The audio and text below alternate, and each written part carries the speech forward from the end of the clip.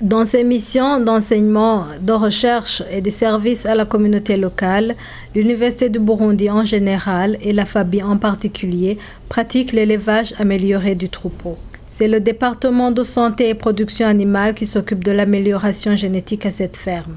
Emmanuel Mvouyekouré, enseignant zootechnicien, nous présente la ferme didactique de FABI. Dans la ferme didactique de la FABI, ici, nous disposons des animaux d'élevage, en particulier les bovins, les porcs, les moutons et les chèvres, les petits animaux d'élevage, en particulier les poules, dindos, canards, cobayes, les lapins. Pour les bovins, nous disposons de deux principales races ici. Il y a les races croisées frisons, donc de la race frisonne, et des croisées de la race blanc, bleu, berger. Pour les porcs, nous disposons aussi de deux races. Il y a la race large white et une race croisée de la large white avec le piètre. Pour les deux espèces de petits ruminants, nous avons les caprins et les ovins. Donc les moutons et les chèvres sont tous en grande partie des croisés de la race locale, donc la race benne burundaise. Notre ferme est ici comme didactique. C'est surtout en grande partie pour pouvoir montrer aux étudiants de la SPS, surtout de la santé et production animale, pour leur donner un point de vue sur les différents animaux qui font partie de l'élevage. Il présente également le type d'élevage semi-extensif qui est couramment pratiqué, exception faite aux vaches en lactation. Nous utilisons un élevage semi-extensif, c'est-à-dire quoi, les animaux pour les bovins. Nous faisons un élevage semi-extensif. Les bovins sont gardés ici, sont d'abord conduits au pâturage pour faire le brouter. Et puis de retour, nous les distribuons du fourrage à l'étable et quelques concentrés.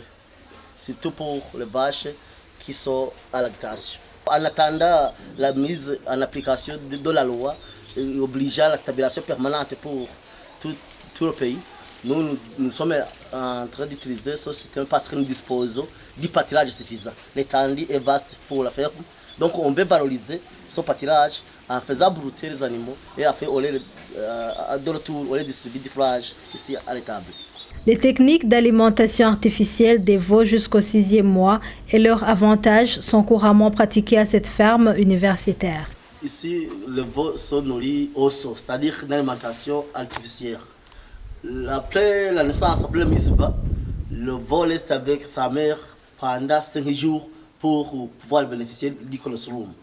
Donc après les 5 jours, nous séparons le veau de sa mère pour recevoir une alimentation au sol artificiel, c'est-à-dire chaque veau reçoit 3 litres de lait le matin, 3 litres de lait le soir, soit au total 6 litres de lait par jour, pendant tout le premier mois. Le deuxième mois, le veau reçoit 2,5 le matin, 2,5 le soir, soit au total 5 litres par jour pendant le deuxième mois. Comme ça, on va diminuer d'1 litre pendant chaque mois jusqu'à 6 mois, là où le 6e mois, le veau reçoit 0,5 le matin, 0,5 le soir. Donc, pour dire qu'à la fin de ce 6e mois, le veau sera sévré. Il ne sauvera plus de lait et il sera nourri comme les adultes avec du fourrage et du concentré. C'est aussi dans l'objectif de pouvoir suivre une bonne alimentation de ces veaux parce qu'en donnant direct pesé, on est sûr que la quantité de lait destinée aux veaux a été distribuée. Et par la suite, en deuxième lieu, on est sûr de la quantité de lait produit par la mère.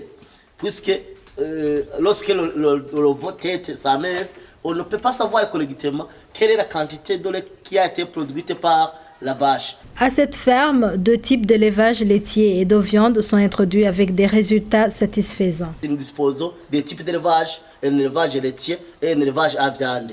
C'est l'objectif de montrer aux étudiants, puisque en classe, on apprend les caractéristiques des différentes races élevées pour la viande et pour le lait.